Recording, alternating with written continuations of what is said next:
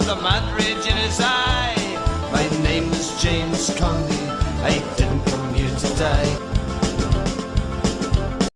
Hello everyone, and welcome back to Socialist Republicanism for All. I've made an exciting little discovery today because I think I've managed to find an article that's not included on Marxist.org. It's called The Working Class and Revolutionary Action, and it's from the Workers' Republic, dated December 16th, 1899. It's in a book that I have called The James Connolly Reader, which was edited by Sean Harkin, and the publisher was Haymarket Books out of Chicago, Illinois.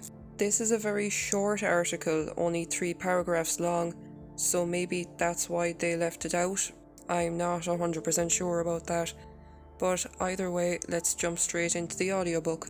In our day and generation, there is only one class which can be depended upon for consistent revolutionary action. That class is the working class. Not because the working class is in its individual members better than other classes, but because it is the only class in the community which has nothing to hope from the maintenance of present conditions. The onward march of capitalist society crushes the workers lower and lower in the mire, makes life more and more precarious for the toilers, and as a consequence confronts the manhood of labour with the grim alternative: either revolution, to enable the workers to grasp the power of the state and so render possible the restoration to the labourer of the control of the means of existence, and thus a healthy, happy human life, or as a lifetime of hard and degrading toil with the workhouse as a final reward.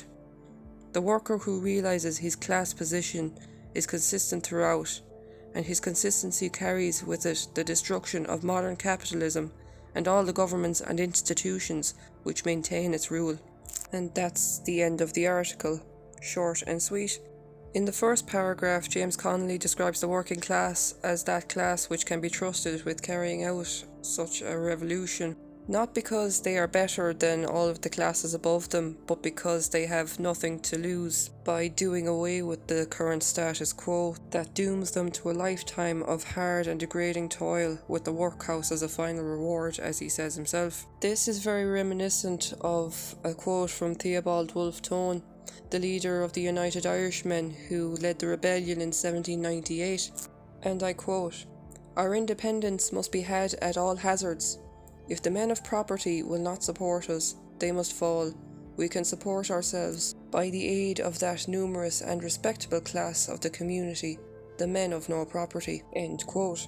So Connolly has clearly learned from Wolfe Tone, who is often known as the father of Irish republicanism, and he most certainly can be credited with establishing a very early brand of socialism before Karl Marx was even born. Speaking of Karl Marx, a relevant part of the Communist Manifesto reads like this, quote, "The proletarians cannot become masters of the productive forces of society, except by abolishing their own previous mode of appropriation, and thereby also every other previous mode of appropriation. They have nothing of their own to secure and to fortify.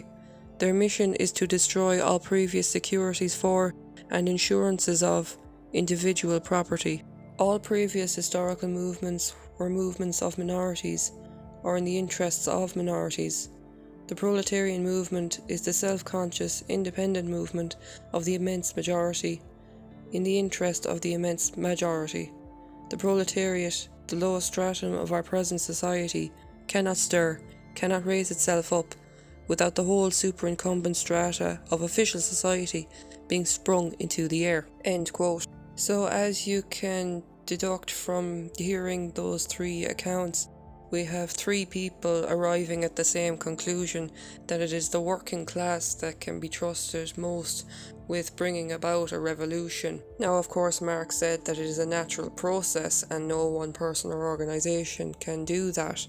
However, when it does happen, it will be the working class that brings it about. Connolly even echoes Marx here when he says the worker who realises his class position is consistent throughout, and his consistency carries with it the destruction of modern capitalism. You can see throughout his writings that he's learned from both Tone and Marx and applied both to the conditions of his own day, which have not really changed much since then and are very relevant to today. So that's the end of the video. Hope you guys found this all very interesting. and I will see you guys in the next one. Slán go fóla cardja. A republic for the working class, economic